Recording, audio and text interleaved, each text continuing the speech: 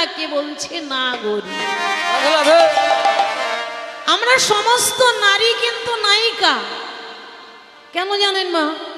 প্রত্যেক সংসারে সংসার করি আর কাজ করি, যাই করি না কেন, নায়িকার অভিনয় করতে হবে। হ্যাঁ, প্রত্যেক নারী আমরা নায়িকা।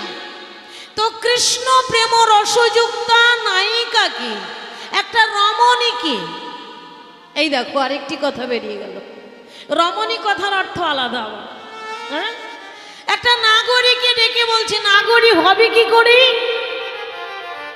যার কর্ণে গুরু মন্ত্র পড়বি, যার গলায় থাকবে তুলসীর মালা। কে গো? নয়নে থাকবে ভক্তের ভাব, ভক্তের ভাব, নয়নে থাকবে ভক্তের ভাব, গলায় থাকবে তুলসীর মালা, কর্ণে গুরু মন্ত্র থাকবে, গুরু দীক্ষা। গুরু দীক্ষাটা কেন হয় মা? গুরু দীক্ষাটা হলো যে আমি গুরু দীক্ষা নিয়েছি, আমি মিথ্যে কথা বলতে পারবো না। মিথ্যে কথার ভয়ে অনেকে গুরু দীক্ষা নেয় না। তারপরে আমি আমিষ খেতে পারবো না, কারোর ছোঁয়া খেতে পারবো না। এগুলো সব মিথ্যে। এই মিথ্যেটা একদিন আপনার কাছে সত্য হয়ে যাবে। কারোর মনের উপরে কোনো ডাক্তার নেই, আছে কি মা? কারোর মনের উপরে কোনো ভগবান নেই বাবা, কারোর মনের উপরে কোনো জ্যোতিষী নেই, কারোর মনের উপরে কোনো বৈষ্ণব বাবাজি নেই। যার মন তার। তবে দীক্ষাটা নিতে হবে কেন? দীক্ষাটা নেওয়া হয় কেন? মানব দেহটাকে শুদ্ধ করার জন্য। এবার যদি আপনি অকারণে মিথ্যা কথা বলেন, গলায় মালা থাকলেও আপনার রক্ষা করতে পারবে না, গুরুদেবও রক্ষা করতে পারবে না। অকারণে যদি মিথ্যা কথা বলে যান, কেউ রক্ষা করতে পারবে না আপনার। এমন মিথ্যে কথা বলতে হবে যে সংসারে আগুন ধরে গেছে, ওই সংসারে যেন আনন্দের বন্যা বয়। এমন মিথ্যে কথা বলতে হবে। আবার মিথ্যে কথা বলতে হবে যাতে একজনের মানুষের প্রাণ বেঁচে যায়। তুলসী মালারও দোষ নেই, মিথ্যে কথা বলারও দোষ নেই। হ্যাঁ, এবার যদি বলেন আমার আমিষ ত্যাগ করতে হবে, না। যেমন একটা ছোট্ট শিশুকে মা যদি অ লিখতে বলা হয়, এখন তো 2.5-3 বছর বয়সে স্কুলে যাওয়া হয়, তাই না? তাই যদি তাকে অ লিখতে বলা হয়, ও অ কি জিনিস তো জানে না, তাহলে তাকে সে কি করে? শূন্য বোলায়, তাই না? শূন্য বোলাতে বোলাতে কখন যেন অ হয়ে গেছে। হ্যাঁ, শেখাতে হবে, শিখতে হবে। ঠিক গুরু দীক্ষাটা নেওয়াটা ওই শূন্য বলানো। শূন্য থেকে কোথায় যাচ্ছে? চাকরি পাচ্ছে। কিন্তু প্রথম কিন্তু মা গো শূন্য, কি গো, শূন্য থেকে চাকরি পাচ্ছে। কত কি না হচ্ছে। হ্যাঁ, যার যার পোস্টে সে চাকরি পাচ্ছে, কিন্তু তোমাদের তো শিখতে হয়েছে, তাই না? এগোতে হয়েছে। যদি না এগোতে পারেন, পিছিয়ে পড়বেন, পড়াশুনো হবে না, চাকরিও হবে না। হ্যাঁ, ঠিক গুরু দীক্ষাটা নেওয়া দেহটাকে শুদ্ধ করা। এবার দেহটাকে শুদ্ধ করলেন, গুরু বাড়িতে গেলেন, ভক্ত সমাজে গেলেন, বৈষ্ণব সমাজে গেলেন। আস্তে আস্তে বললাম না, নিজের মনের উপরে কোনো ডাক্তার নেই। হ্যাঁ, যার মন তার কাছে লক্ষ্মীর ভান্ডার। কি গো, যার মন, মনের থেকে আপনার একদিন ত্যাগ হয়ে যাবে। না, আমি আমিষ আস্বাদন করে আর ওই হরি সবাই যাব না, এটা কেউ বলে দেবে না। তবে আপনাকে ধরে রাখতে হবে, ধরতে হবে। হ্যাঁ, দেহটাকে শুদ্ধ করতে হবে। কেন? মানব দেহটা শ্মশান সমান। কেমন বললেন? শ্মশান সমান। যিনি আমাকে ফোনের মাধ্যমে বায়না করেছিলেন যে বাবাজি, সে বাবাজি আমাকে বলেছিলেন, মাগো নাচ গান সবই থাকবে, তার মধ্যে একটু আলোচনা থাকবে, তাই না? তা সবটাই আপনারা দেখতে পাবেন। হরে কৃষ্ণ। শ্মশান সমান বলেছে কেন? একটা মানুষ যদি মারা যায়, শ্মশানে পোড়ানোর পরে কি হয় বাবা? আপনার হাতে কি দেবে? এক টুকরো একটা ছাই, তাই না? শ্মশান সমান, পুড়ে শেষ হয়ে গেল এক মুঠো ছাই। হ্যাঁ, ঠিক মানব জন্ম নিয়ে যদি গুরু দীক্ষা না নেওয়া হয়, তাহলে সেই চিত্রগুপ্তর খাতায় আপনার নাম লেখা হবে, আপনার নামের পরে লেখা হবে এক মুঠো ছাই, নিতাই গৌর হরি বল হরি বল হরি বল হরি বল হরি বল। এই জন্য দেহটাকে শুদ্ধ করার জন্য দীক্ষা নিতে হবে, না হলে মানব জীবন আসা যাওয়া সার হবে। তাই নাগরী কৃষ্ণ প্রেম রসযুক্তা নায়িকাকে বলছে নাগরী। যখন নাগরী এসেছে, নাগরকে বলছে কি হয়েছে?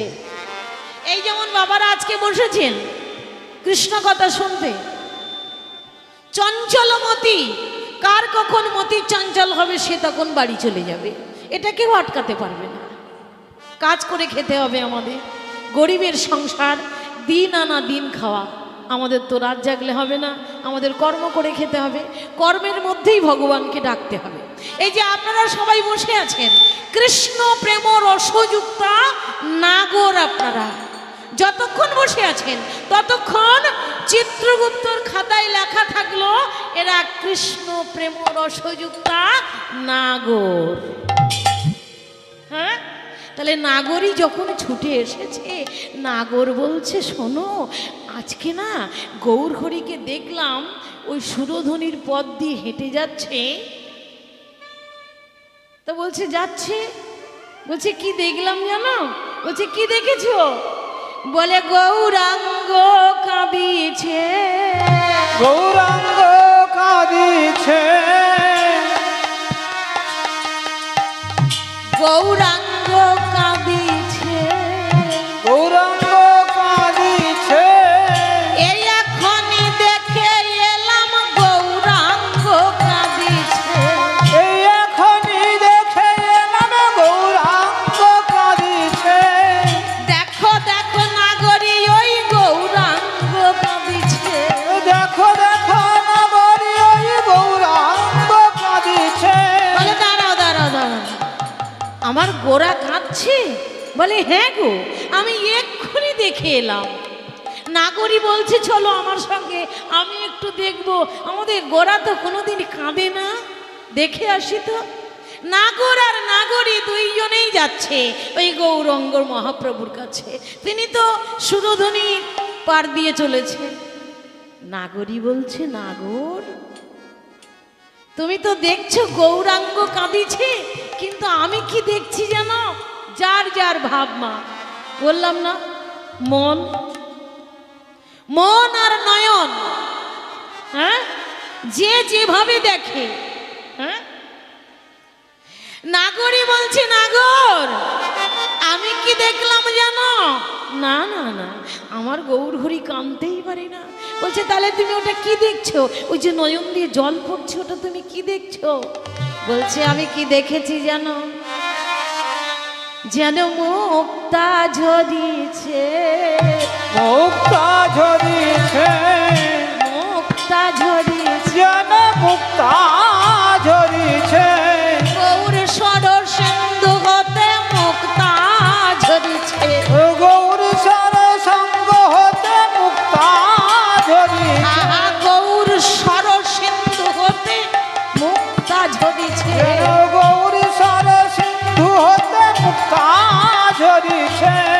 আরেকজন নাগরী এসে বলছে এই গৌর সরর সিন্ধু, সে তো জল, ওখান থেকে মুক্তা আসবে কি করে? কোথার থেকে মুক্তা ঝরছে জানিস? আমার গৌরাঙ্গ মহাপ্রভুর তো উচ্চাঙ্গ দেহ। হ্যাঁ, ওটা গৌর কল্প বৃক্ষ। হ্যাঁ, আমি কি দেখছি জানিস? বলে তুই কি দেখছিস?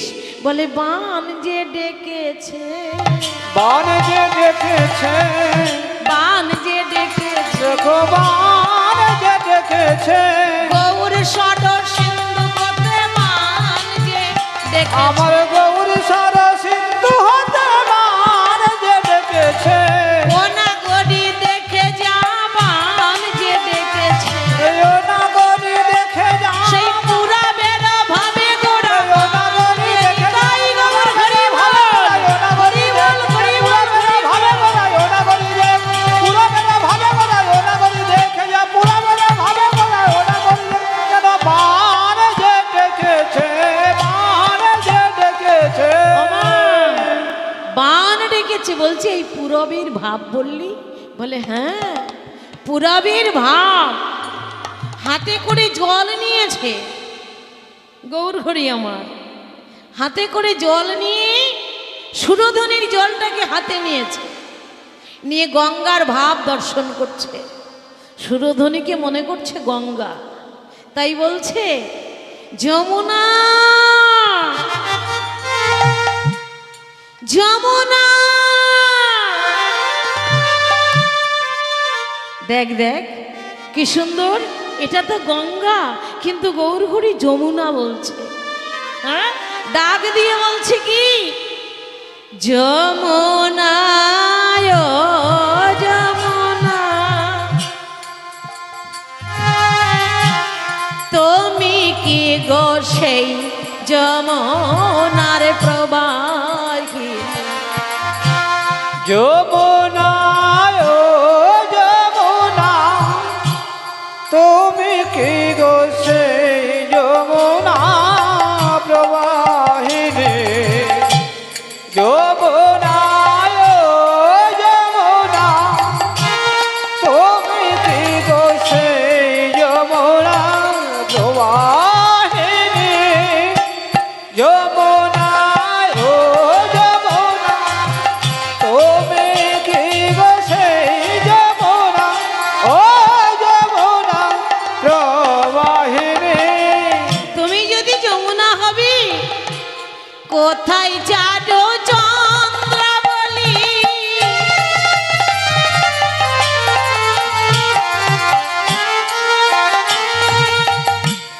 কোথায় মা জল খেলি কোথায় যাবো চন্দ্রাবলী কোথায় তোমার জল যমুনা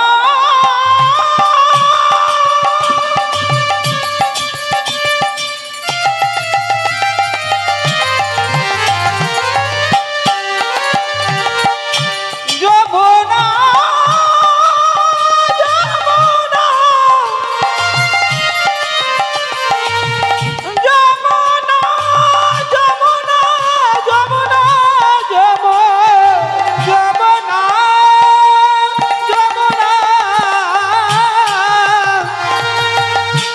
কোথা যারো চন্দ্রাবলী কোথায় মা জল খেলে কোথায় রাস বিহারী বংশীধারী কোথা লইয়া বিনোদিনী কোথা রাস বিহারী বংশীধারী বামে লইয়া রাই বিনোদিনী যমুনা ও যমুনা তুমি কি গো সেই যমুনা ও যমুনা প্রবাহিনী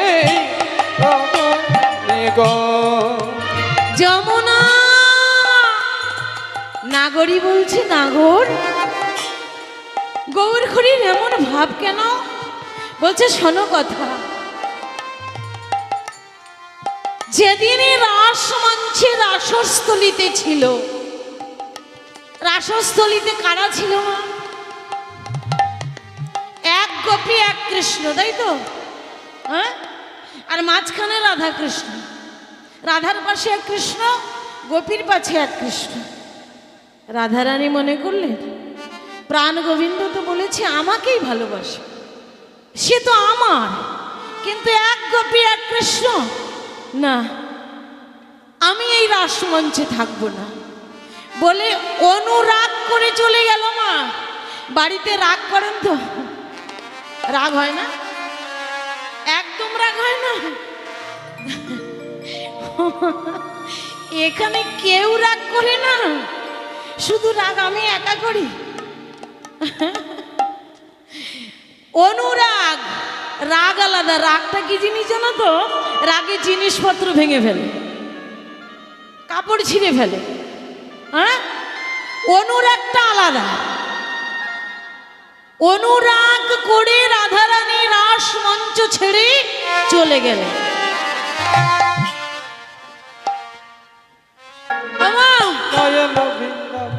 অনুরাগ করে রাধারানী চলে গেলেন রাস মঞ্চ ত্যাগ করে।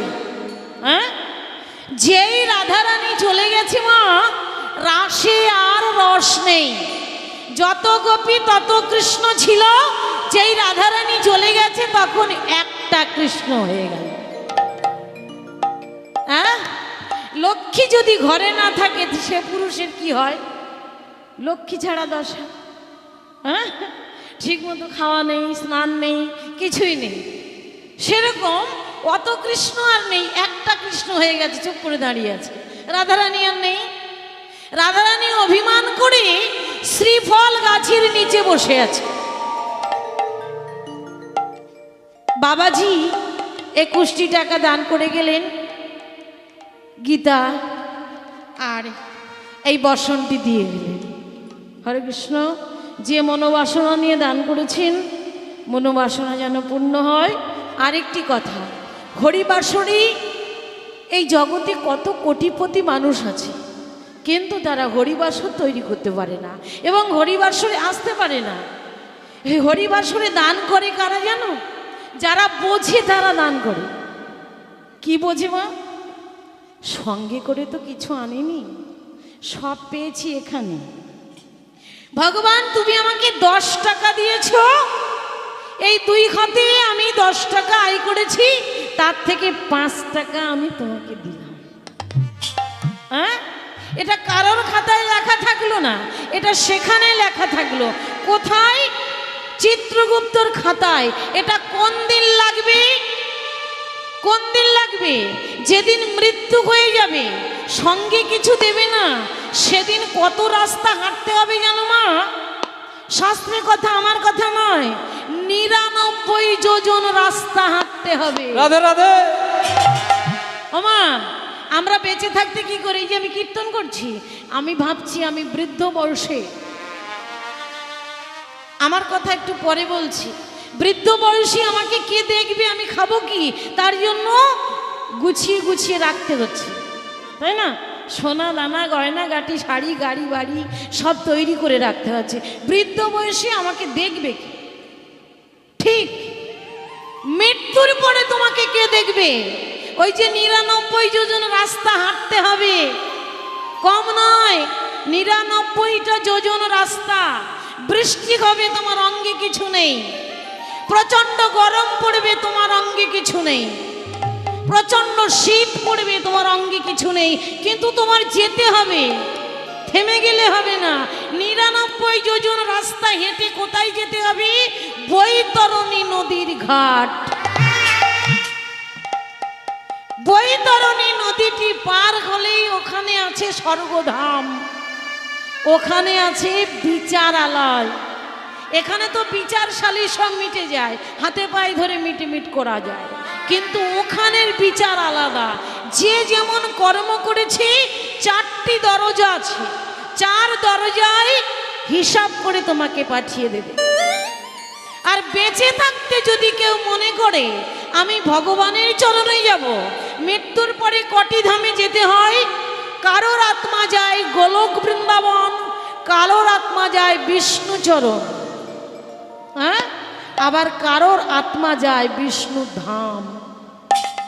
কিন্তু বেঁচে থাকতে আমাকে ভাবতে হবে মৃত্যুর পরে আমি কোথায় যাব। সেই যোজন রাস্তা হেঁটে পার তো হতেই হবে। হ্যাঁ, তাই যে মনোবাসনা নিয়ে দান করেছে, মনোবাসনা যেন পূর্ণ হয়। আরেকটি কথা, অমঙ্গল ঘুচে গিয়ে যেন মঙ্গলের উদয় হয়। হরি বল, হরি বল, হরি বল, হরি বল, হরি বল। তাহলে কি হলো? রাস মঞ্চ ছেড়ে চলে গেলেন রাধারানী। গিয়ে কোথায় বসেছে বাবা? একটা শ্রীফল গাছের নিচে। বলুন তো, জোরে বলবেন, যে জানে সে একটু জোরে বলবেন। শ্রীফল গাছটি কি গাছ? শ্রীফল গাছ কি? তাতে কি দেখা যায়? জোরে বলো। বেল গাছটাকে বলা হচ্ছে শ্রীফল গাছ।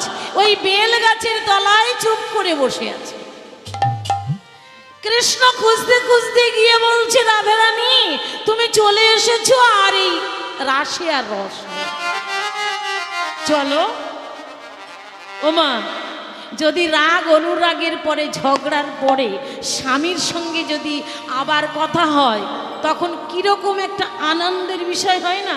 মনে হয় তার কাছে যা চাইবো সে সব দিয়ে দেবে। এটা সংসারের নিয়ম, এটা সকলের ক্ষেত্রে হয়। হ্যাঁ, তাই বলছে বধূ, ওই শ্রীফল যদি একটা আমাকে পেড়ে দাও, তাহলে আমি তোমার সঙ্গে যাব। এখন বেল গাছে কাটা, বেল ধরার একটা নিয়ম দেখবি মা, বেল কিন্তু গাছের গোড়ার দিকে বেশি ধরে না, ওপরের দিকে থাকে। হ্যাঁ হ্যাঁ, তা বলছে ওই শ্রীফল নামাতে গেলে দুজনের প্রয়োজন। এখানে তো কেউ নেই, আমার কাঁধে তোমাকে উঠতে হবে, নাই তোমার কাঁধে আমাকে উঠতে হবে। এখন কি করা যায়? জয় রাধে, জয় রাধে। এখন রাধারানী বলছে, বধূ তুমি আমার কাঁধে চড়ে বসো। কি হবে? তুমি আমার কাঁধে চড়ে বসো। প্রাণ গোবিন্দ বললেন, না রাধে, ভালো করে শুনবেন মায়েরা, ঘোর মেঘে আচ্ছন্ন দিন, তবু না হয় দুর্দিন, যেদিন কৃষ্ণ কথা বিহীন সেই তো দুর্দিন। এই যে বৃষ্টি হচ্ছে, এটা দুর্দিন নয়। এতদিন গরমে আমরা এত কষ্ট পেয়েছি, বৃষ্টি হচ্ছে, হোক না, একটু পরেই থেমে যাবে। হরে কৃষ্ণ। তার জন্য সবাই কত ব্যবস্থা করছে দেখো। তাই আমি বলছি, এত ভক্ত যে পেয়েছি, কেউ যাবেন না। হরে কৃষ্ণ, ভালো লাগছে। হ্যাঁ, অনেক দূর থেকে এসেছি, অনেক দূর থেকে এসেছি। জানি না এই বাবাজি আমাদের ফোন নাম্বার কোথা থেকে পেয়েছে, আমি বলতে পারবো না। অনেক দূরে আমাদের বাড়ি, এখানে ফোন নাম্বার আসার কথাই নয়, তাও এসে গেল, জানি না। যাই হোক, 2-3 বছর ধরে বাবাজি চেষ্টা করছে আনার জন্য, হচ্ছে না। এবছর হয়ে গেল। যাই হোক, এবার রাধারানী বলছে, তুমি আমার কাঁধে বসো। কৃষ্ণকে বলছে, দেখো কত কথা। কৃষ্ণ বলছে, রাধে, এই বিশ্ব ব্রহ্মাণ্ডে কারোর কাঁধে আমি ভর করি না, সবাই আমাতে ভর করে থাকে। কেননা কেউ যদি বিপদে পড়ে আমাকে ডাকে, কারোর যদি কোনো সমস্যা হয় যে আমাকেই ডাকে। আর আমার বেলায় কি দেয় জানো? 5 টাকা লকুনদানা এলে 7 দিন চালায়। 1টা করে নকুলদানা দেয়, তাও আমি কিচ্ছু বলি না। আবার 1টা নকুলদানা দিয়ে সে আমার কাছে যা চায়, আমি আবার তাকে তাই দিই। আমি এমন। কিন্তু রাধারানী, আমি তোমার পিঠে চড়তে পারবো না, তুমি আমার পিঠে চড়ো। তাহলে কি হলো মা? কৃষ্ণের কাঁধে চড়েছে রাধারানী। ভালো করে চিন্তা করবেন, ভালো তত্ত্ব কথা। মায়েরা যদি ভিজে যান, এইদিকে আসুন, অনেক জায়গা এদিকটা উঁচু আছে। রাধারানী এদিকটা, সবাই এদিকটা চলে আসো, অনেক নদিয়া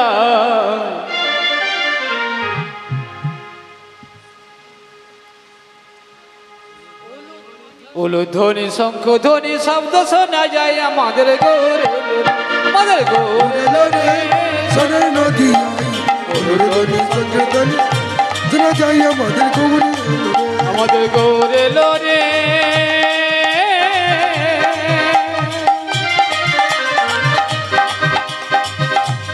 একটা উলুধ্বনি নদিয়ায় উলুধ্বনি শঙ্খ ধ্বনি শব্দ শোনা যায় আমাদের গৌরে লোরে।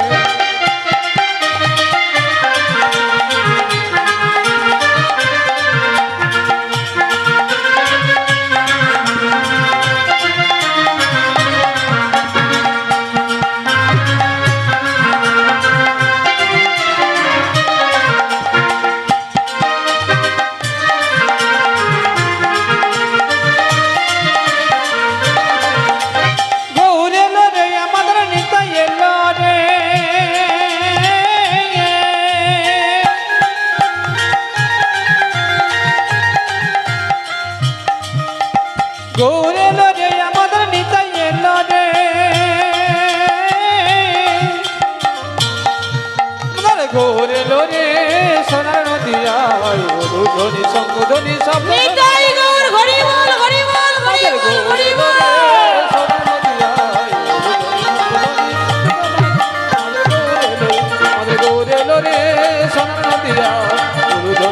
ধ্বনি শব্দ শোনা যায় আমাদের ঘরে ঘরে।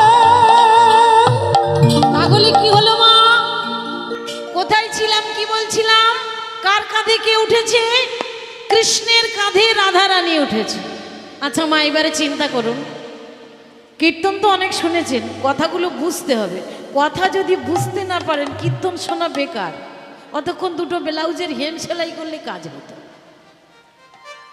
গেলাম, বুঝতে পারলাম না কোন কাজে লাগলো বলো তো? হ্যাঁ, তাহলে কি হলো? কেউ যদি ভগবানের কাঁধে উঠে বসে তার কি আর ভয় থাকে? বলুন মা, ভয় আছে? ভগবানের কাঁধে উঠেছি, পড়ি পড়ি যা পড়ি ভগবান করবে। কিন্তু রাধারানী কি করেছে মা? কৃষ্ণের কাঁধে উঠেছে, আর শ্রীফলটা নামাতে হবে তো, তাই জন্য একটা ডাল ধরেছে। ইয়ে ডাল না, এত শুকনো ডাল, এক টান দিলেই পড়ছে। আমার ভাই, কিছু মনে করুন। যাই হোক, একটা ডাল যখন বাম হাত দিয়ে ধরে আর শ্রীফলটা নামাচ্ছে, কৃষ্ণ বলছে, ও তুমি এই আমাকে ভালোবাসো? তুমি আমার কাঁধে চড়ে রয়েছো, কিন্তু আমাকে তোমার বিশ্বাস নেই। যোগীগণ যোগে পায় না, মুনিগণ ধ্যানে পায় না, তান্ত্রিক মন্ত্রে পায় না। তান্ত্রিকের কাছে যাবেন, কত মাদুলি কবচ কিছু দেবে, কিন্তু কোনোটাই কাজ হবে না। কেন? তান্ত্রিক তো ভগবানের কৃপা পাচ্ছে না, তাই তোমার উপকার হচ্ছে না। তান্ত্রিক যারে মন্ত্রে পায় না, আর তুমি অনায়াসে তাকে পেয়ে গেলে, আমার কাঁধে বসে আছো, আমার প্রতি তোমার বিশ্বাস নেই। শোনো রাধে, যে ভালোবাসায় বিশ্বাস নেই, যে প্রেমে কোনো ভক্তি নেই, যে প্রেমে কোনো ভরসা নেই, আমিও তোমাকে ছেড়ে চলে গেলাম। তুমি শ্রীফল নিয়েই থাকো। এবার যাওয়ার সময় বলে যাচ্ছি রাধে, জগৎবাসী সবাই জানে আমার 108টি নাম। তুমি আমাকে হারা হয়ে 108টি নাম ধরে ডাকবে, কোনো নামে আমি সাড়া দেব না। চলে গেল কৃষ্ণ। রাধারানী 108টি নাম যতবার বলার প্রয়োজন ততবার বলেছি। মা দেখো তত্ত্ব কোথায় লুকিয়ে আছে। শোনেনি কৃষ্ণ। এবার রাধারানী মনে মনে চিন্তা করছে, কৃষ্ণ তুমি আমাকে একদিন বলেছিলে আমি তোমাকে এত ভালোবাসি কেন? কৃষ্ণ তুমি জানো না আমি এত ভালো তোমাকে কেন বাসি, আর আমি এত কেন কাঁদতে থাকি আমার সখীগণও জানে না, বিশ্ব ব্রহ্মাণ্ডে কেউ জানে না। আমি গোপন তত্ত্ব নিয়ে কাঁদতে থাকি, জগতে কেউ জানে না। তাই আমি মনে মনে চিন্তা করলাম, কৃষ্ণ আমি কেন একা কাঁদবো? যে নাম নিয়ে আমি কাঁদতে থাকি সেই নাম আজকে সবার মাঝে বিলিয়ে দেব। ওই নাম ধরে তোমাকে ডাকবো, ওই নামে তোমাকে কোনোদিন কেউ ডাকেনি, আজ তোমাকে ওই নামে ডাকবো। দেখি কৃষ্ণ তুমি থাকো কি করে। হে করুণা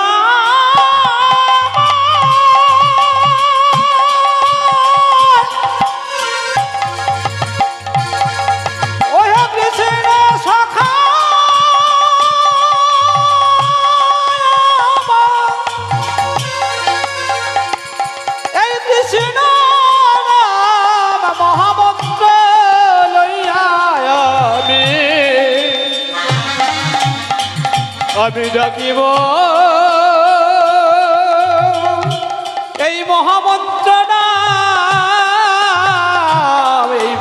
মাঝারে আমি বিলাই দেব দেখি তুমি দেখা দিয়ে নাহি থাকিতে পারো হে কৃষ্ণ করুণা সিন্ধু এবার রাধারানী বন্ধু একা একা নিরজনে সেদিন থেকে প্রচার হলো নাম যদি জপবে একা একা সেজে গুজে নয় গোপনে, তবেই তোমার গোপনের মানুষের সঙ্গে দেখা হবে, তোমার গোপনের ভাব সে জানতে পারবে। রাধারানী গাছতলায় বসে বসে যে নাম কোনোদিন কৃষ্ণ শোনেনি, গোলকে গোপনে ছিল, সেই নাম রাধারানী একা একা গাইছে।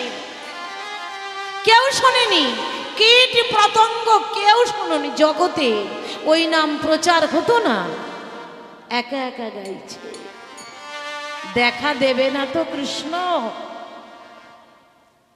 দেখি তুমি কত পাষাণ।